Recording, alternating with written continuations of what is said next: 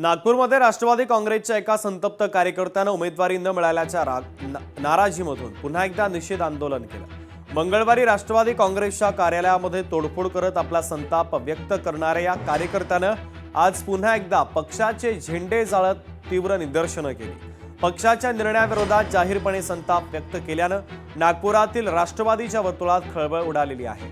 पक्षाकडून मात्र अद्यापपर्यंत या कार्यकर्त्यावर कोणतीही शिस्तभंगाची कारवाई करण्यात आली नाहीये।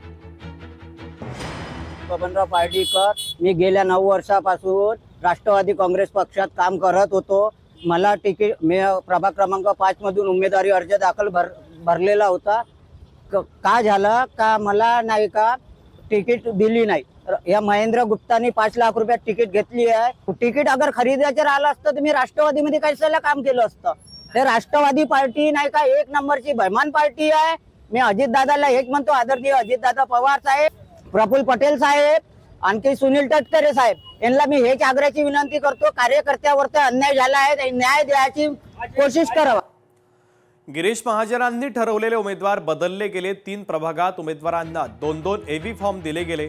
भाजप उमेदवार सुधाकर बडगुजर यांनी आरोप केला, गोंधळ कोणी घातला माहिती नाही, पण पक्षाची प्रतिमा खराब झाली। भाजप उमेदवार सुधाकर बडगुजर यांनी वक्तव्य केलं। आदरणीय गिरीश भाऊंनी ज्या पद्धतीने उमेदवार फायनल केले होते त्याच पद्धतीने एबी फॉर्म ते दिले गेलेले आहेत। काय गोंधळ झाला हे मला सांगता येणार नाही।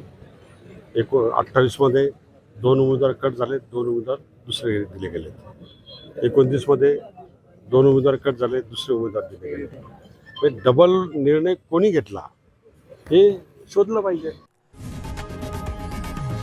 लोकशाही मराठी ऐका, पहा, जागरूक रहा।